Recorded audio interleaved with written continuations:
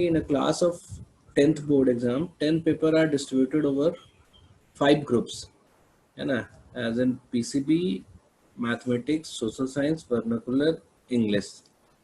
Each of 10 papers is evaluated out of 100 marks. The final score of a student is calculated in following manner. ठीक है. First, the group scores are obtained by averaging marks in the paper within the group, है ना. पहले within the group average करना है, ठीक है. मतलब जैसे पीसीबी ग्रुप है तो इसको पहले यहाँ एवरेज आउट करना है. फिर उसके बाद लिखा है the final score is the simple average of the group score. और फिर ये पांचों ग्रुप है ना, इनका एवरेज जो होगा वो फाइनल स्कोर होगा. जस्ट टू एक्सप्लेन यू, है ना, मैं तुम्हें बताता हूँ कि जैसे जैसे ये ग्रुप है ना, इन सब्जेक्ट ग्रुप है और ये लड़की है आयशा, तो इसका एवरेज हो जाएगा 96 ग्रुप एवरेज, सॉरी 97. ये सबको पता है ना क्यों कैसे कर रहा हूँ मैं. जैसे ये 96 है, 97 है, 98 है, रेगुलर है ना, तो 97 एवरेज हो जाएगा हमारा. हाँ, तो 97 जो हो गया हमारा पीसीबी का एवरेज हो गया. ठीक है. मैथ्स जो है वो सिंगल पेपर है तो इसका एवरेज या मैथ्स का मार्क्स सेम ही हो गया. इसका एवरेज हो जाएगा, इन दोनों का एवरेज हो जाएगा 94. ठीक है. फिर इसका जो एवरेज हो जाएगा वर्नाकुलर का 95 और इनका एवरेज आएगा 97. ठीक है. अब 97, 98, 94, 95, 97 का जो एवरेज होगा वो 96.2 होगा.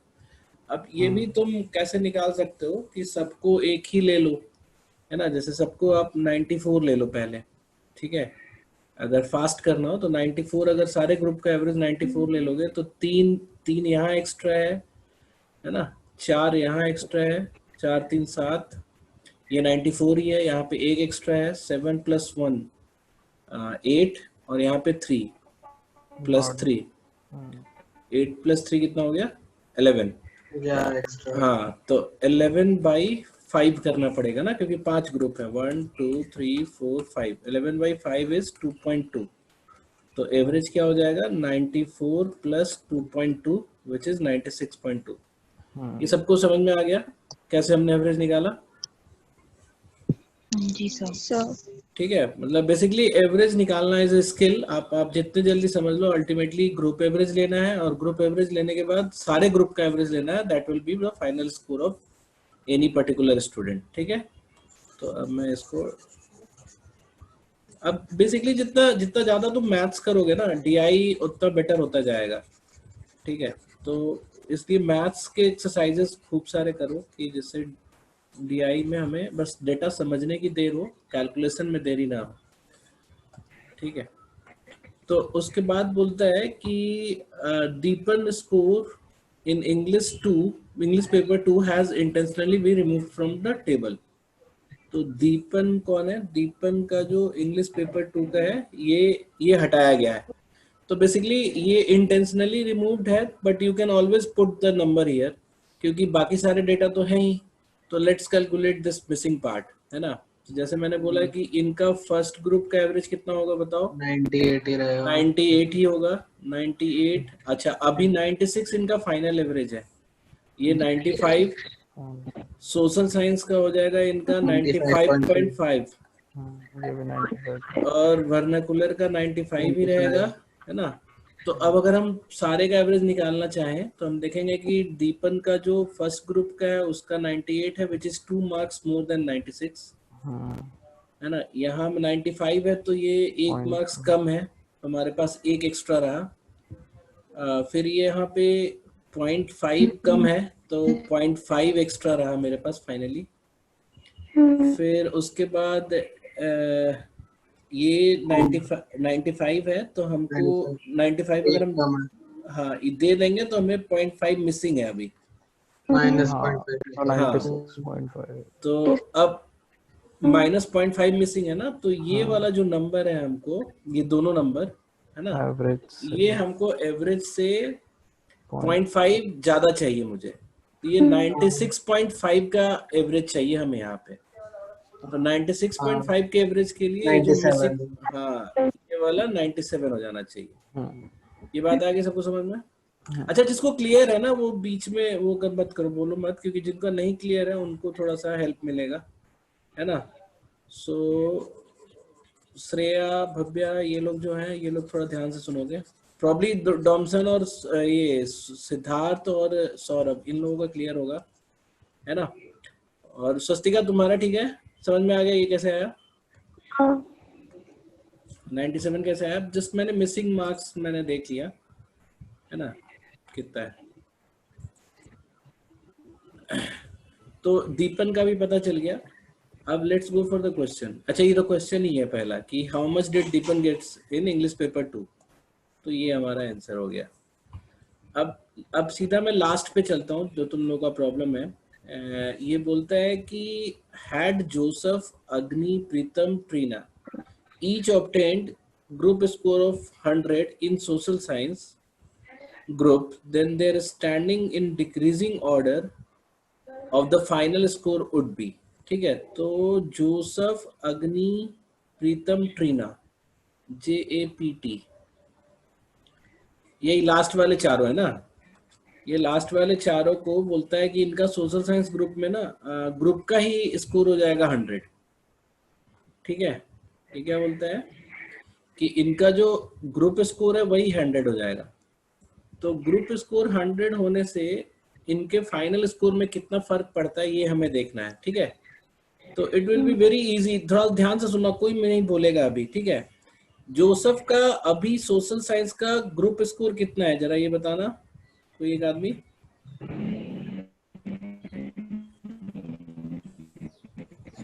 जोसेफ का ग्रुप स्कोर अभी कितना है?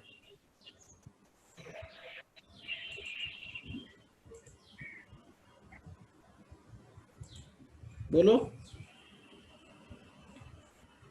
95.5।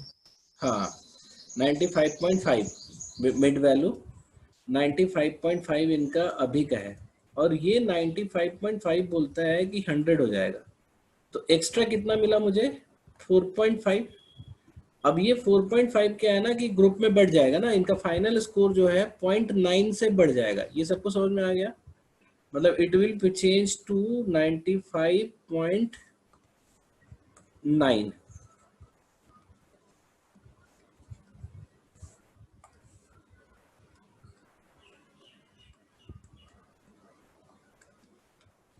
ये क्लियर है सबको? साहित्य, तुम पूछ रही थी ना इसे? सोशल साइंस ग्रुप का ग्रुप स्कोर 100 कर दिया मैंने, तो पुराना ग्रुप स्कोर 95.5 था, जो 100 करेंगे तो मुझे 4.5 एक्स्ट्रा मिलेगा।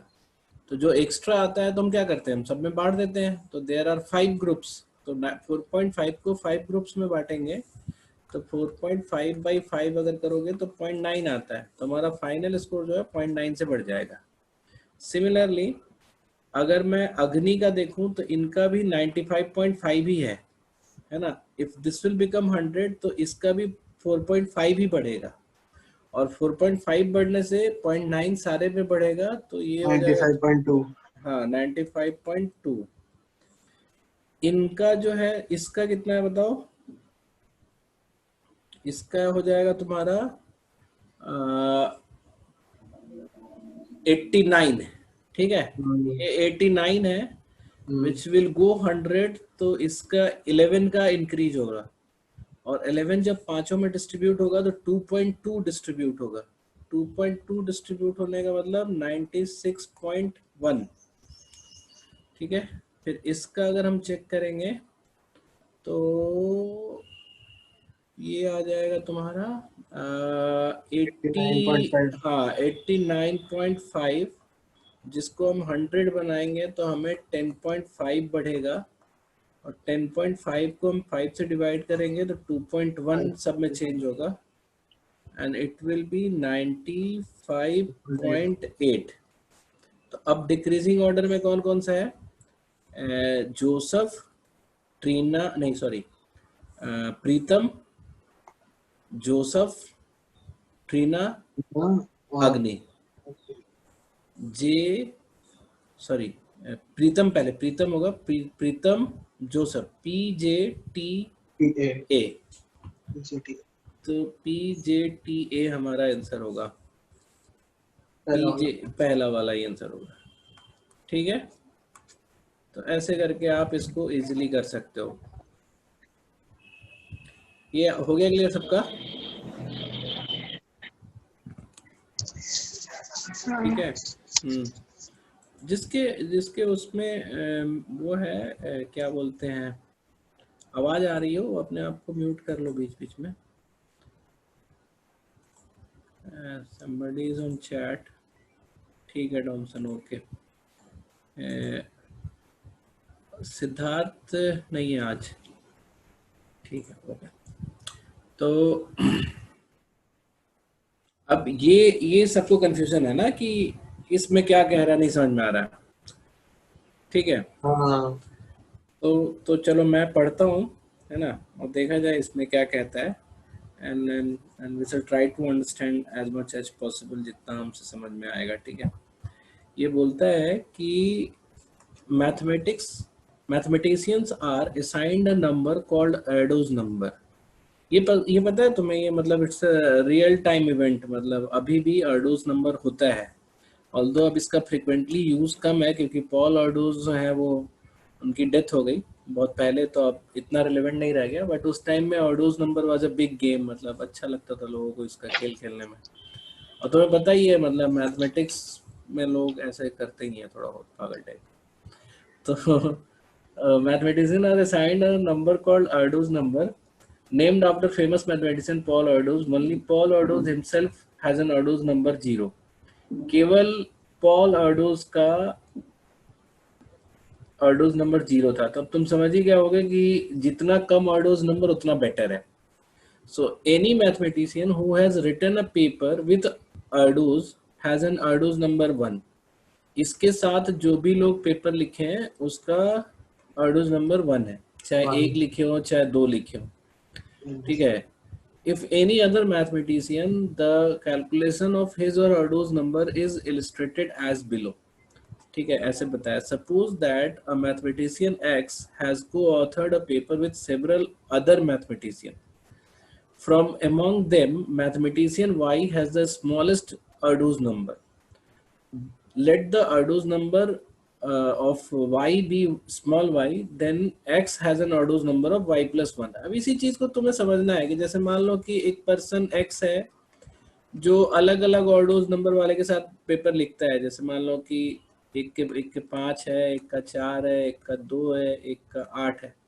ठीक है, तो x अगर पेपर लिखता है, इन सब के साथ पेपर लिख दिया, तो x का जो फाइनल Erdős नंबर है वो 2 + 1 विच इज 3 हो जाएगा। स्मॉलेस्ट का एक ज्यादा। तो ये ट्री की तरह बढ़ रहा है ना, तुम देख रहे होगे कि बेसिकली अगर इनमें से किसी के साथ, ये जो 1 वाले में किसी के साथ पेपर अगर आप लिख रहे हो, है ना, 1 वाले में किसी के साथ लिख रहे हो, तो आपका जो अर्डोज नंबर हो जाएगा वो 2 हो जाएगा, और 2 वाले के साथ लिख रहे हो तो 3 हो जाएगा, 3 वाले के साथ लिख रहे हो तो 4 हो जाएगा। अब ये 4 वाला जो है फिर से 1 वाले के साथ लिख देगा तो इसका भी 2 हो जाएगा। Getting my point? मतलब जो जितने लोगों के साथ आप पेपर लिख रहे हो ना, तो जो उसमें स्मॉलेस्ट है उससे एक ज्यादा। अगर आप पॉल अर्डोज के साथ ही लिख दोगे तो पॉल अर्डोज का 0 है, उससे एक ज्यादा आपका हो जाएगा। इट्स वेरी सिंपल, है ना, कि जैसे मान लो कि एक मैथमेटिशियन है जिसका पॉल अर्डोज नंबर 15 है, दैट मीन्स उसने जितने लोगों के साथ पेपर लिखा है उसमें से स्मॉलेस्ट पॉल अर्डोज नंबर जो है 14 वाला होगा, है ना। और ऑल ऑफ सडन ये जो है सबका चेंज होगा ना, जैसे ऑल ऑफ सडन अगर इसने लिख दिया 1 वाले के साथ तो इसका हो गया 2, तो इसका भी चेंज हो जाएगा, फिर ये जो 14 है ये हो जाएगा 3। गेटिंग माय पॉइंट, है ना। तो ऐसा नहीं है कि मतलब एक ने लिखा तो केवल उसी का चेंज हो, उसके साथ जितने लोग हैं वो सबका चेंज हो जाएगा। ठीक है, मतलब सबका नहीं चेंज होगा, मतलब जिसका भी हो सकता है, जिसके लिए स्मॉलेस्ट हो गया। तो जैसे मान लो कि मेरा ऑर्डोज नंबर 15 है और मैंने 5 लोगों के साथ लिख रखा है, and the smallest of them जो है वो 14 वाला होगा, तभी तो मेरा 15 है ना। बाकी सबका ज्यादा होगा, जैसे 20 होगा, 21 होगा, ऐसा करके कुछ होगा। अब मैंने लिख दिया सीधा पॉल अर्डोज के साथ पेपर, तो मेरा हो जाएगा, से क्या हो जाएगा, मेरा हो जाएगा 1। तो ये जितने लोग हैं ना जिनका 14, 20, 21, 23 सबके 2 हो जाएंगे, क्योंकि सबने मेरे साथ लिख दिया ना, पेपर लिख चुके हैं। हाँ बात समझ में आई श्रेया? Yes sir. ये तो फन पार्ट है ना, मतलब इसमें कोई डीआई है ही नहीं, तो ये तो मतलब तुम लोग अपने आपस में भी एक गेम बना सकते हो इस तरह का। तो it's like a very simple game कि जैसे कोई मैथमेटिशियन है, if he rights a paper, है ना, तो अगर वो स्मॉलेस्ट पॉल-ऑर्डर्स नंबर वाले के साथ जो लिखेगा उससे एक ज्यादा उसका पॉल-ऑर्डर्स नंबर होगा। तो ये यहाँ एक्सप्लेन किया है। फिर उसके बाद बोलता है कि hence any mathematician with no co-authorship chain connected to orders has an orders number of infinity। जैसे अगर कोई ऐसा है जो इस पूरे चेन से ही बाहर था, मतलब उसके किसी ने कोई orders नंबर नहीं है, तो उसकी इन्फिनिटी हो जाएगी, ठीक है। तो smallest orders number better the math, better नहीं मतलब जो पॉल ऑर्डर्स से ज्यादा close, affinity to Paul Erdos हो गया, बेटर नहीं हुआ, क्योंकि पॉल ऑर्डर्स जो थे ना वो बहुत ज्यादा पेपर लिखे थे, बट ऐसा भी नहीं था कि वो बहुत अच्छा ही थे, but he was one of the most prolific mathematician. वो यूनिवर्सिटी जाते थे कहीं कहीं पढ़ाने के लिए, तो वहाँ के टीचर के साथ टाइप करके एक पेपर लिख देते थे, तो इसीलिए उनके बहुत सारे पेपर्स हैं। तो बोलता है कि इन अ 7-day long mini conference organized by memory of Paul Ordos, a close group of 8 mathematicians called A, B, C, D, E, F, G, H discussed some research problems, है ना। At the beginning of the conference, A was the only participants who had an infinite Ordos number. Nobody had an Ordos number less than that of F, ठीक है। तो इसको क्या करता हूँ ना मैं, मतलब व्हाइट बोर्ड पे एक चार्ट सा क्रिएट करने की कोशिश करता हूँ, ठीक है। वेट करो तुम।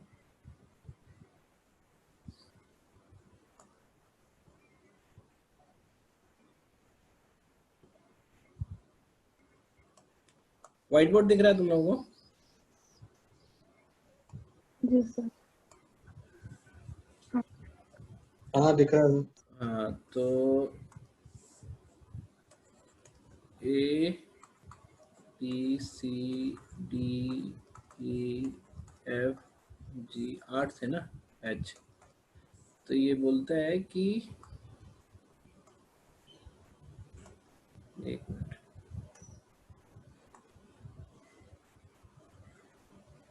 केवल ए का इनफाइनाइट था और एफ जो थे, है ना, लोएस्ट है। हाँ एफ जो है वो लोएस्ट है। एक minute, sorry. So F has the, nobody has the less number then, नहीं लोएस्ट नहीं है, एफ का हाईएस्ट है, सॉरी ये नहीं, एफ का लोएस्ट है, लोएस्ट है, सॉरी। ये बोलता है nobody has had an Arnos number less than that of F का लोएस्ट है। तो यहाँ पे आया। अब बोलता है क्या, on the 3rd day of conference F co-authored a paper jointly with A and C, ठीक है।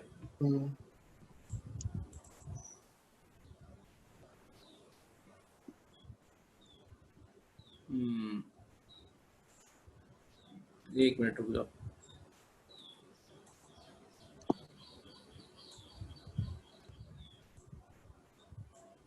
तो somebody has suggested कि स्क्रीन हाफ कर दें, तो दोनों स्क्रीन हमारा वो रहेगा।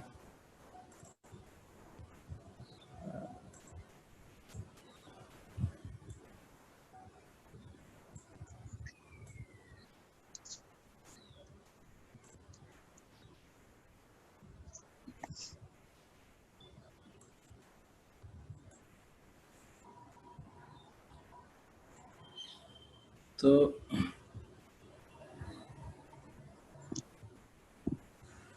ये बेटर है। स्क्रीन दिख रहा है तुम लोग को? हाँ दोनों स्क्रीन दिख रहा होगा। So now the thing is A B C D E F G H। F का लोएस्ट है, इसको हम स्मॉल f अभी ले लेते हैं, है ना, या फिर बेटर है कि x ले लें, है ना। तो x है और इसका इन्फिनिटी है। तो अब नेक्स्ट पॉइंट बोलता है कि on the 3rd day F को authored a paper jointly with A and C। अच्छा, C का भी F से बड़ा था, बाकी सबका X से बड़ा है, ठीक है। तो A और C के साथ अगर पेपर लिखता है 3rd day, है ना, और कोई पेपर लिखा है, the Erdos number of B, D, E, F, G, V, D, E, G, H remains unchanged with the writing of this paper. Further, no other co-authorship among any three members would have been reduced the average Erdos number of the group of 8 as low as 3. ठीक है, अब इस बात को समझो। पहले तो हमने बोला कि जैसे ही F ने A और C के साथ पेपर लिखा तो A का हो जाएगा x+1, C का भी हो जाएगा x+1 और F का x ही रहेगा। ठीक है, और ये इन लोगों का बोलता है इन लोगों का चेंज नहीं होता है, मतलब इन लोगों का वही रह गया, B का B रह गया, D का D रह गया, E का E रह गया, G का G रह गया और H का H रह गया। बात नहीं समझ आई? On the third day this happened. A का इंफिनिटी था तो सीधा ही x+1 पे चला जाएगा, C का भी x से बड़ा था Erdos नंबर तो वो x+1 हो जाएगा and rest other haven't changed. और ये भी बोल रहा है कि further no other co-authorship among the three members, any three members would have reduced the average Erdos number of the group as low as 3. इसका क्या मतलब हुआ? Further no other co-authorship among any three members. Only this co-authorship has led to the average being 3. नहीं होता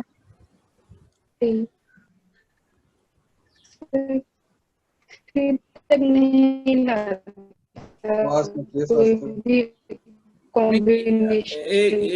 एक minute हम कुछ miss किए, तुम लोग का आवाज भी क्लियर नहीं आ रहा ना। देखो मैंने एक लाइन थोड़ा मिस किया ऊपर, ये है कि this reduce the average Erdos number of the group of mathematician to 3. तो और कोई ऐसा कॉम्बिनेशन नहीं है जो हाँ तो ठीक है, मतलब और कोई कॉम्बिनेशन नहीं कर सकता था, एवरेज को 3 करे। हाँ तो ठीक है, मतलब बेसिकली क्या है कि अभी ये होने के बाद एवरेज जो है वो 3 है तो टोटल क्या होगा 24 होगा। ठीक है, ये बात समझ में आ गई तुम लोग को? क्योंकि ग्रुप एवरेज 3 है ना। अब बोलता है कि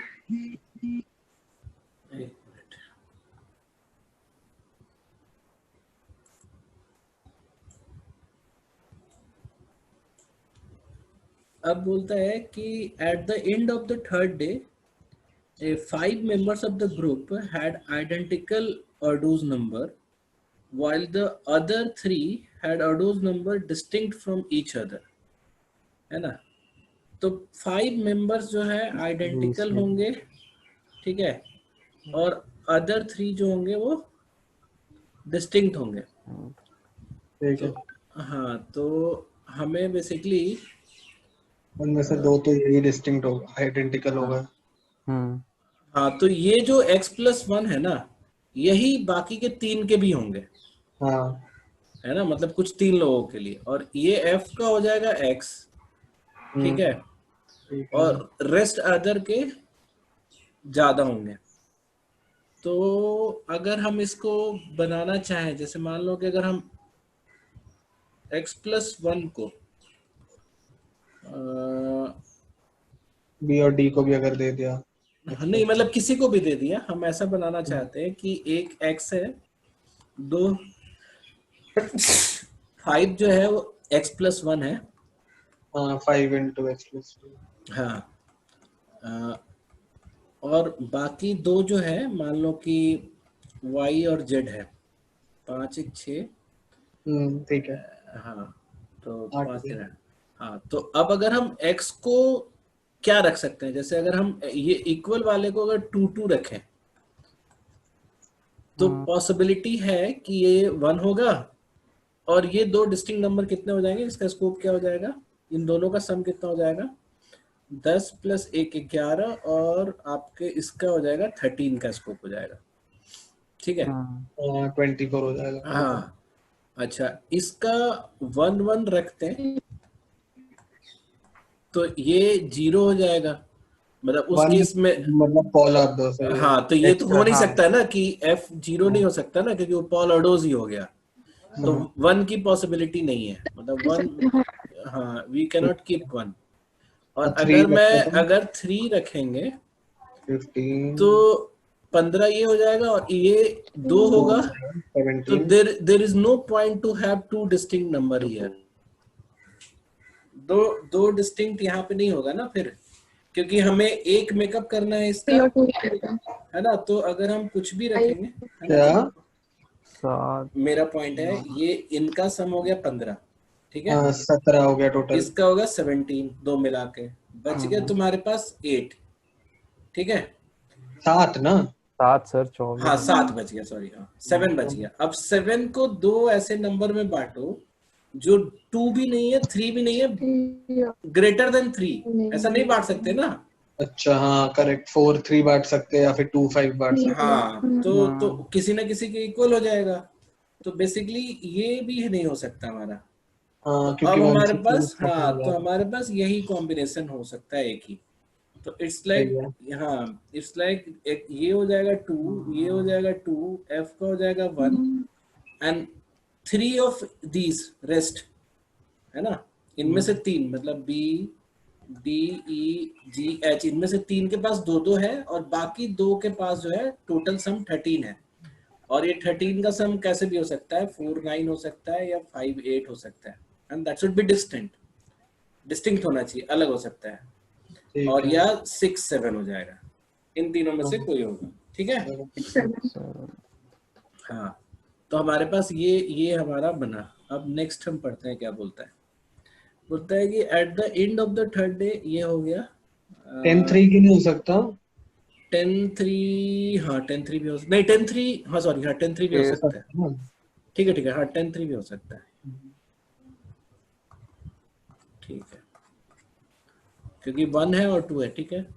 अब बोलता है क्या है कि on a 5th day E co-authored a paper with F and reduced the group average of Erdo's number by 0.5, ठीक है। The Erdo's number of remaining were unchanged with the writing of this paper. तो अब E ने F के साथ लिखा है, ठीक है, तो ये तो पक्का है जो ये वाले है ना YZ, इनमें से एक E है ना, क्योंकि ज्यादा वाला लिखेगा 1 के साथ तभी तो रिड्यूस होगा ना। हाँ उनको नहीं तो हाँ, बाकी तो सेम ही अच्छा रहेंगे। अच्छा, एवरेज रिड्यूस हुआ है ग्रुप का 0.5 से, तो टोटल ग्रुप स्कोर जो रिड्यूस हुआ होगा वो 4 रिड्यूस हुआ होगा। 4 रिड्यूस हुआ है। अच्छा, ई का जो भी स्कोर है वो घट के 2 हो जाएगा, तो पॉसिबल स्कोर ऑफ ई कितना है, 6 है, क्या क्या क्या क्योंकि बोला आपने? ई का जो भी स्कोर है यहाँ पे, है ना, इन सब में से कोई भी, ठीक है। वो घट के 2 हो जाएगा। अगर वो एफ के साथ पेपर लिखता है तो घट के 2 हो जाएगा ना। हाँ करेक्ट। तो जो उनका ई का जो ओरिजिनल नंबर होगा वो 2+4 होना चाहिए, क्योंकि वो 4 कम होना चाहिए ना, अच्छा 4 कम होगा, 6 से कम होगा क्योंकि मतलब। हाँ, क्योंकि एवरेज जो है वो 0.5 रिड्यूस होने के लिए, ग्रुप एवरेज 0.5 रिड्यूस होने के लिए इंटायर ग्रुप से टोटल 4 की कमी होनी चाहिए, है ना, 0.5 कम होने के लिए। और 4 का रिडक्शन जो है तभी पॉसिबल है जब ई जो है 6 है, क्योंकि 6 वाला पेपर लिखेगा 1 के साथ तो इसका एवरेज हो जाएगा, मतलब इसका ई का जो इसका कन्वर्ट होके 2 हो जाएगा, जो इनिशियली इट वाज 6, तो 4 की रिडक्शन हो जाएगी, तो ई हैज 6। ये समझ में आ गया तुम लोगों को? ठीक है। बाकी कोई बोलोगे? तो मतलब यही अब हमारा बात पक्का हो गया ना कि 1 2 2 2 2 2 2 और 6 7। हाँ 6 7 एक ही रह गया, क्योंकि 6 ही रिड्यूस होके 2 बनेगा और 4 से कम होगा, और किसी के साथ कोई ऑप्शन नहीं है। यही और सेटिस्फाई करना कंडीशन है। हाँ, और ये बोलता है कि no other paper was written during the conference, कोई और पेपर नहीं लिखा गया है, ठीक है। तो अब यहाँ से देखो, अब लिखता है कि the person who have largest Erdo's number at the end of the conference must have Erdo's number, तो वो 6 7 था, तो एंड ऑफ द कॉन्फ्रेंस पे ये 7 वाला होगा, 7 वाला होगा। How many participants in the conference did not change their Erdo's number during the conference, ठीक है, तो कितने नहीं चेंज किए, जैसे एफ ने चेंज किया, हाँ 2 छोड़ के 2 ने ही चेंज किया ना। 2 नहीं ना, एफ नहीं चेंज, इस ए का चेंज हुआ, सी का चेंज हुआ, हाँ, ठीक है, ए का चेंज हुआ, सी का चेंज हुआ, हाँ। एफ का तो हुआ नहीं, मतलब जी का जो क्या बोलते हैं, जो सेकंड वाली कंडीशन थी कि वो चेंज थोड़ी हुआ, वो तो बस बताना था ना। अच्छा नहीं, उसने भी तो नहीं वो पेपर भी पेपर लिखा है ना, Change तो ई का भी चेंज हुआ ना। का चेंज हुआ है, मतलब 5 का नहीं हुआ। हाँ ए सी और ई का चेंज हुआ है ना, तो 5 का नहीं चेंज हुआ। ये बोलता है कि the Erdos number of C at the end of the conference was, ये सी का तो 2 हमने निकाल ही दिया था क्योंकि इनिशियल जो था वही रह गया वो 2। The Erdos number of E at the beginning of the conference was, ये 6 का हमने बता ही दिया था 6। How many participants had the same Erdos number at the beginning of conference.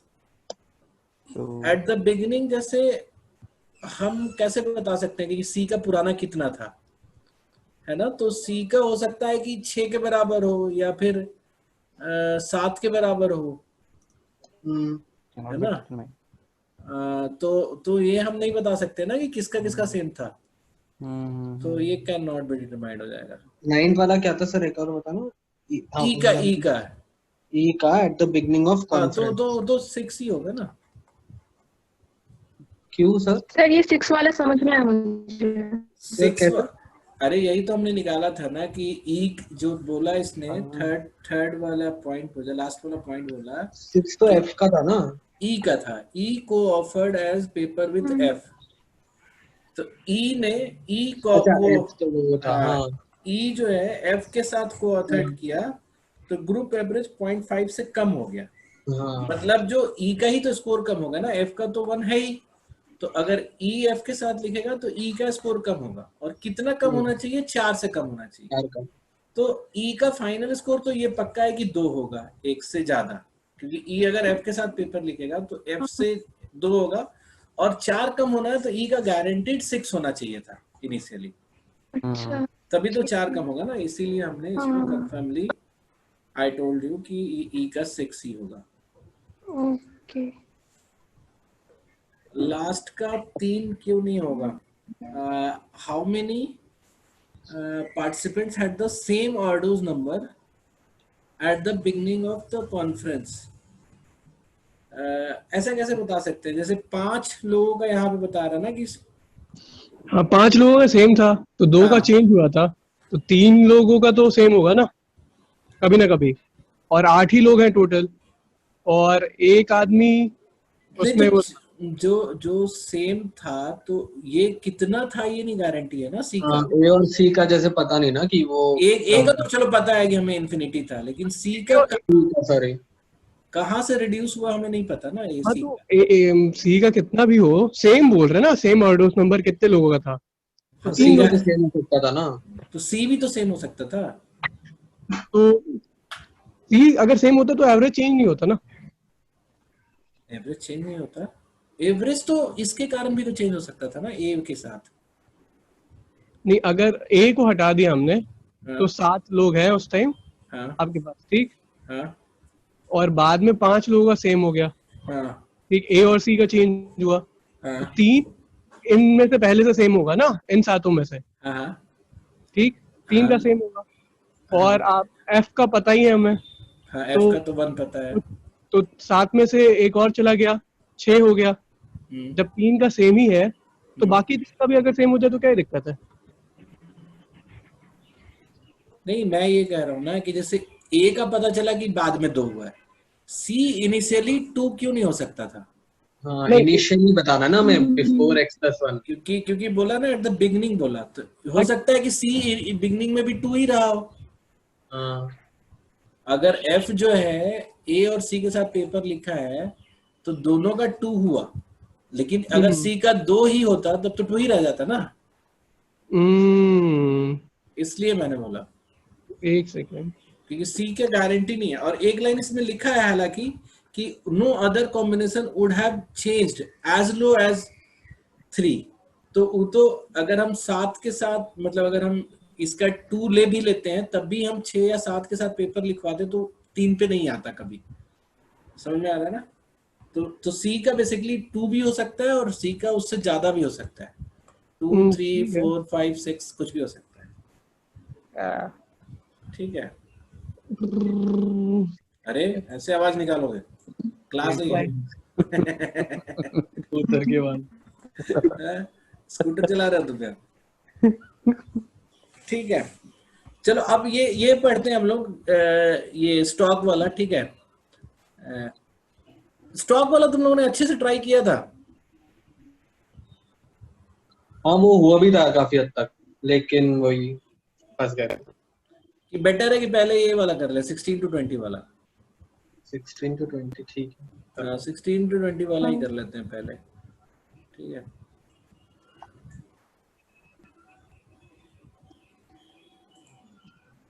Wait.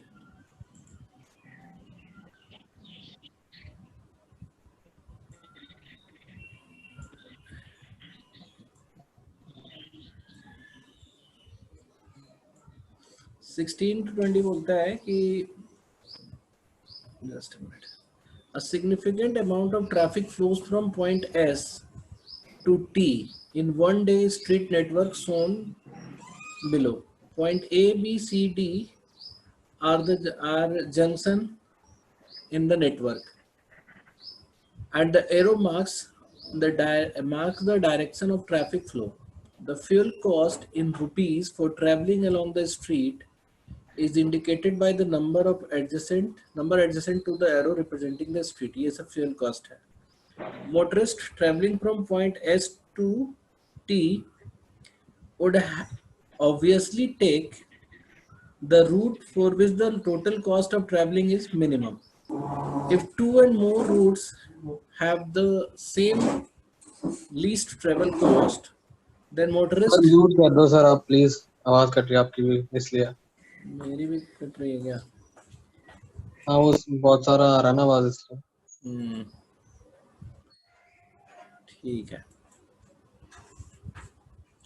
तो ये बोलता है कि द गवर्नमेंट कैन, नहीं सॉरी यहाँ पे है, एक minute,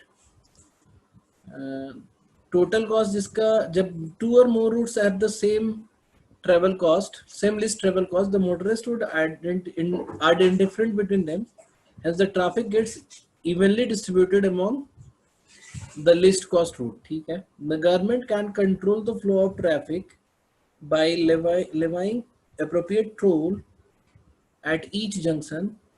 For example, if a motorist take the route of SAT using the junction A alone, then the total cost of travel would be 14, 9 plus 5 plus the toll charge at junction A, जो भी उसका charge होगा।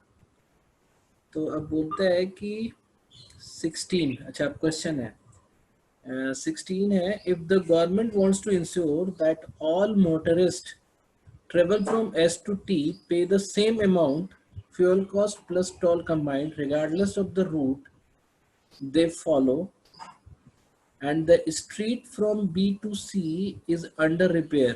B to C काम नहीं करेगा, कर रहा है, under repair, hence unusable, then a feasible set of toll charges at junction A, B, C, D respectively to achieve this goal. तो मतलब जितने भी रूट हैं पॉसिबल उस सब में सेम होना चाहिए। तो हम रूट बना लेते हैं पहले,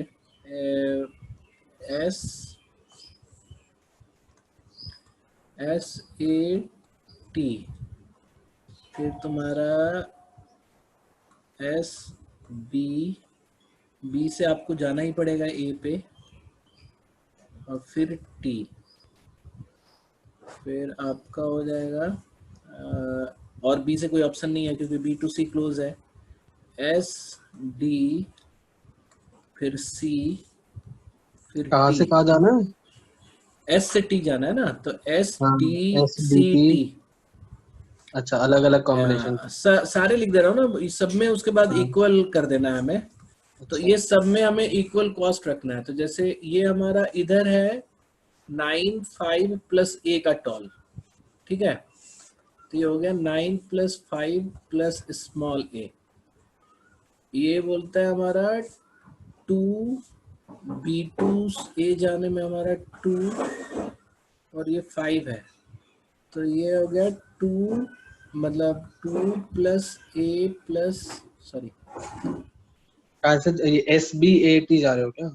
हाँ SB80 जा रहे हैं ना, क्योंकि B से C तो क्लोज है, तो एक जो हाँ। रास्ता वो लेना ही पड़ेगा। तो मैं सीधा टोटल लिख दे रहा हूँ ना, 9 + B + A, ठीक है। 9 + B + A हो जाएगा ना इसका तो टोल। बी क्या B हुआ? का अरे B क्या है? स्मॉल b पर टोल। अच्छा वो टोल ऐड कर रहे हो। अच्छा, हाँ ठीक तो है, ठीक सबका है। टोल देना पड़ेगा ना। अरे 2 क्या है ये? ये S2B का fuel cost, fuel cost. B2A का फ्यूल कॉस्ट, फिर A2T का फ्यूल कॉस्ट। तो 2 + 2 + 5 ये फ्यूल कॉस्ट हो गया और Nine. प्लस टोल का कॉस्ट। B और A।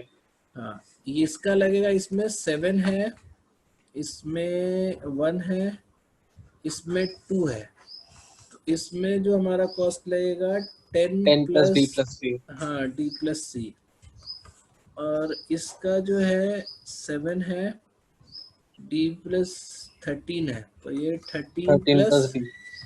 D। तो अब तुम लोग को ना ये बहुत सिंपल हो गया। अब तुम्हें ABCD का कॉम्बिनेशन बताना है जिससे कि सारे ही सेम हो जाए। अच्छा तो मैं ऑप्शन से तो करेंगे। ना, ऑप्शन से क्यों करोगे, मैं तो कुछ तो ऐसे ही दिख रहा है। जैसे देखो ये इन दोनों को कंपेयर करो, इन दोनों को सेम रखने के लिए तुम्हें B के बराबर 5 रखना ही पड़ेगा। इन दोनों को। हाँ अगर इन दोनों का कॉस्ट सेम करना चाहते हो तो B मस्ट बी 5।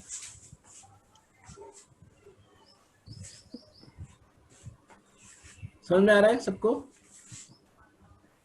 हाँ।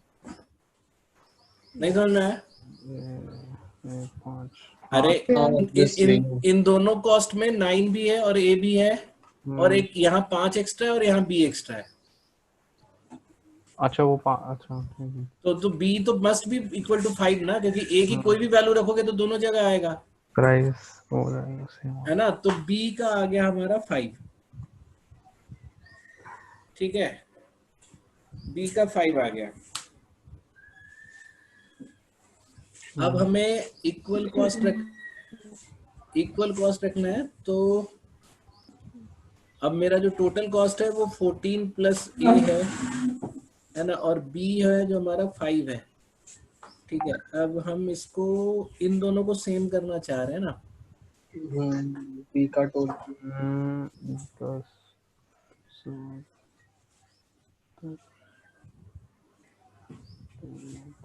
इसमें देखो, इसमें ये चीज पता चल गई हमें। तो A और B तो मिल गया ना।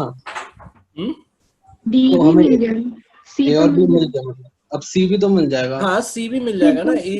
C मस्ट बी 3, गया। हाँ। C मस्ट बी 3, ठीक है।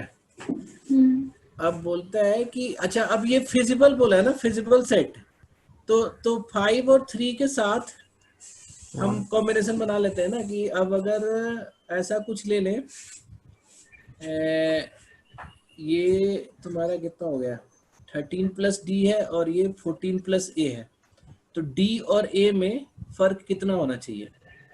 D और A में होना चाहिए 1 का फर्क। A should B 1 less than D। इन दोनों को कंपेयर करोगे, 0 ले ले। हाँ, तो अगर A की वैल्यू अगर D की वैल्यू अगर X ले रहे हैं तो ये X - 1 लेना पड़ेगा। क्या ऐसे बोलूं? सो ये हाँ। C3 कैसे किया आपने? थोड़ा सा ध्यान दोगे तो दिख जाएगा तुम्हें। 10 + D + C और 13 + D देखो से। ये 10 + D + C है ना, और ये 13 + D है। तो अगर हम इसको 10 + D + 3 लिख दें तो बेसिकली इन दोनों कॉस्ट में C3 हो जाएगा ना। हाँ हाँ, तो हाँ सर। अब मैंने देखा क्या, इसके बाद मैंने देखा क्या कि D, अब ये भी कॉस्ट सेम होना चाहिए। 14 + A should be same as 13 + D। तो बेसिकली ये तुम्हारा D - A मस्ट बी 1। समझ में आ रही है बात? तो D - A मस्ट बी 1। तो अगर हमें सेम रखना है, 1 रखना है, तो दो आ रहा है ना इसका, 2 और 3। लेकिन सस्ता सेकंड है। क्या चीज? अच्छा मतलब D2 Feasible होगा होगा ना? A1। हाँ तो फिजिबल तो दोनों लग रहा है ना। मैंने तो सबसे सस्ता करना है। सस्ता करना है ना? कहाँ तो लिखा हुआ वाला सस्ता? लिखा है सो ऊपर लिखा कहाँ है लिखा है? तो सेकंड लाइन में। नहीं, ये वो तो ऊपर लिखा है कि दो, वो अगर कॉस्टिंग पता है तो सबसे सस्ता वाले से जाएगा। यहाँ तो ये लिखा है ना कि the government wants to ensure all the motorist travelling from S to T pay the same amount of fuel cost and toll combined, regardless of the route they choose from the street. B to C is under, ये तो चलो unusable है. Then the feasible set of toll changed in rupees at junction A, B, C respectively to achieve this goal. तो ये दोनों feasible का ही मतलब क्या हो रहा है यहाँ पे? feasible हाँ। मतलब कि possible कौन कौन सा है, तो दोनों ही तो possible है। तो इसके आंसर 2 है। इसका आंसर 2 होना चाहिए ये, लेकिन ये मल्टीपल चॉइस क्वेश्चन तो नहीं पूछता है कभी कैट में। feasible का ये नहीं समझ आ रहा ना। क्या फिजिबल का मतलब कि कौन सा ऐसा डाले कि सेम आ जाए, तो अगर हम ऐसे भी डाल दे तभी तो कोई दिक्कत नहीं है ना। देने तो उसको 14 ही है। हाँ अल्टीमेटली दोनों तो ही क्या होंगे फिजिबल है। ऑप्शंस, क्या होंगे मतलब feasible अगर होंगे तो यही ना कि D2 और A1। हाँ, या फिर D1 और A0 भी तो हो सकता है। प्रॉब्लम क्या है zero भी हो उसमें? हाँ फिर ऐसे तो बहुत हो सकते हैं। नहीं, ऐसे बहुत नहीं हो सकता है, मतलब इनमें से कौन सा है, ये लिखा है ना कि अच्छा feasible set of toll charge है ना। तो जीरो वाला हो सकता है, मतलब बोला हुआ है कि फ्री भी कर सकते हाँ, मतलब क्यों नहीं हो सकता, फ्री क्यों नहीं कर सकते। हैं। हाँ कर तो देते हैं। The government can control, can control and only by levying appropriate toll at the each junction. For example, तो देखो भाई, using junction alone the total cost of travel would be plus 2 junction। नहीं तो इसका तो दोनों ही आंसर होगा हमारे हिसाब से, है ना। और इस पे कह रहा है कि ओनली बाय लेवी, हाँ लेवी तो लेवाई। तो नहीं लेवाई भी तो लेवाई होता है, हाँ जीरो जीरो टैक्स भी तो लेवी तो लेवी थोड़ी होगा। नहीं, वो होगा बोलता है कि होगा ही नहीं, होगा। ये बोला गवर्नमेंट कैन कंट्रोल, है ना। तो सर कैन कंट्रोल, तो कंट्रोल करने में कहीं पे टैक्स लगा दिया और कहीं पे नहीं लगाया, तो सबका सेम हो जाएगा। ऐसा थोड़ा दोनों जगह लगा के ही सेम करना है। अब जैसे मान लो कि किसी में कॉस्ट, किसी रास्ते का कॉस्ट 13 है और किसी का 14 है, तो इसी पे तो टैक्स लगाएगा ना, टू मेक इट हाँ वो इक्वल। तो समझ आ गया, लेकिन सर वैसे इसका आंसर क्या है, मतलब पेपर में था तो। पेपर में चेक करना पड़ेगा, नीचे दिया होगा इस पे। मुझे तो 3 ही लग रहा है। नहीं, इसमें 3 नहीं होगा, इसमें दोनों आंसर होगा, या फिर ऑप्शन गलत लिखा गया होगा यहाँ पे, क्वेश्चन के रिस्पेक्ट में लिखा होगा। जी यहाँ आंसर नहीं दिया है क्या? नहीं ठीक है, हम चेक कर लेंगे, या कर लेना तुम लोग भी, 2006 का पेपर है ना, इसमें कोई दिक्कत नहीं है। अब नेक्स्ट हम देखते हैं ना, if the government wants to ensure that no traffic flows from the street D to T ना जाए, है ना, while equal traffic flows from the junction A to C। A to C कहाँ गया? अच्छा, जंक्शन A और C लेके equal traffic जाए, है ना, तो then the feasible set of, तो ये तो कर लोगे, अभी आसान हो गया ना। बताओ ये ठीक है। कौन कौन पूछा था, इसको ट्राई तो कर लोगे ना। स्वस्तिका, आंसर कर लूंगी। हाँ इसका ट्राई कर लेना, ये आसान हो गया। अब तुम लोग थोड़ा सा क्वेश्चन पढ़ के करना भी तो सीखो तभी तो, वरना इसमें कोई ट्रिक नहीं है जो मैं कुछ करूंगा इसमें, ठीक है ना। अब ये वाला पढ़ते हैं हम, ठीक है। वो शेयर वाला पढ़ते हैं, ठीक है। ट्राई कर लेना, अगर फिर भी नहीं बनेगा तो हम लोग कर लेंगे फिर से। सौरभ तुम्हें समझ में आ गया ना? आ गया। हाँ, तो अब ये वाला पढ़ लेते हैं। ये बोलता है कि two traders Chetan and Michael were involved in buying and selling of MCS shares over the 5 trading days. At the beginning of first day, MCS shares was priced at 100, while at the end of the 5th day, it was priced as 110. At the end of each day, MCS price shares either went up by 10 or else it came down by 10. Both Chetan and Michael took buying and selling decision at the end of each trading day. The beginning price of MCS share were given the day was the same as the ending price of the previous day. ठीक है. Chetan and Michael started with the same number of shares of amount and amount of cash, had enough of both. Below are some additional facts about how Chetan and Michael traded over the 5 trading. ये समझ रहे हो ना तुम लोग? जैसे Monday morning जो है ऊपर में लिखेंगे मंडे मॉर्निंग 100 है, तो मंडे इवनिंग जो है वो या तो 110 हुआ होगा या 90 हुआ होगा. तो इसके मल्टीपल कॉम्बिनेशंस बन सकते हैं. मैं सिर्फ ये लिख रहा हूँ, एक एग्जांपल बता रहा हूँ. और फिर ये मंडे मॉर्निंग है और यही फिर ट्यूसडे मॉर्निंग का काम करेगा. जो मंडे इवनिंग का जो है वो स्टार्ट का यही काम करेगा. फिर ये फिर तुम्हारा एक बार और बढ़ा देते हैं, है ना. ये फिर तुम्हारा वेडनेसडे मॉर्निंग हो जाएगा.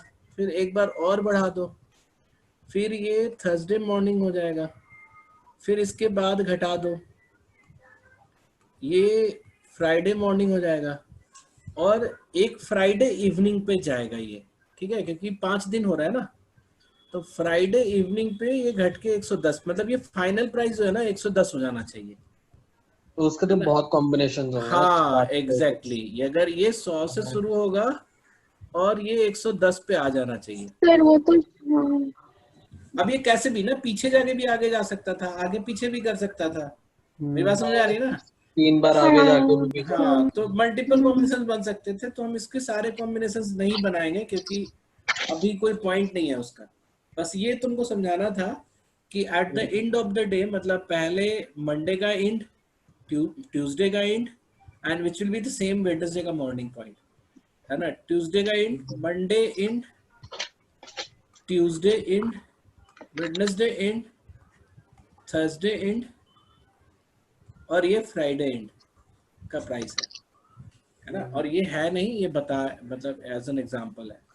ये बोलता है कि if each day if the price went up, अगर प्राइस ऊपर जाता है, Chetan sold 10 share of MCS at the closing price, and on the other hand if each day price went down, he bought 10 shares at the closing price.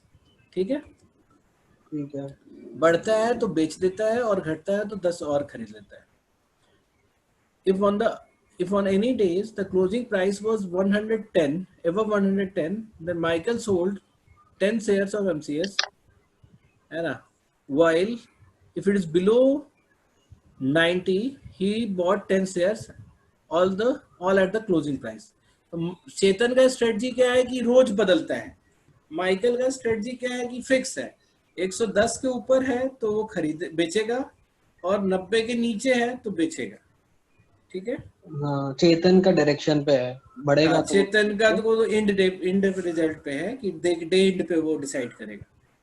If Chetan sold 10 shares of MCS in 3 consecutive days, while Michael sold 10 shares only once during the 5 days, then what is the price of MCS at the end of day 3? अब ये समझ गया. अब इसमें तुमको set करना पड़ेगा चेतन के हिसाब से और माइकल के हिसाब से. ठीक है.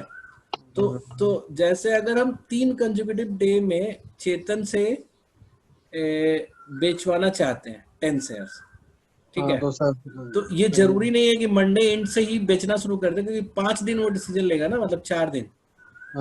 तो 4 दिन डिसीजन लेना है. तो जैसे मान लो कि मैंने बोला कि ये चेतन बेचता है प्राइस वेंट अप पे.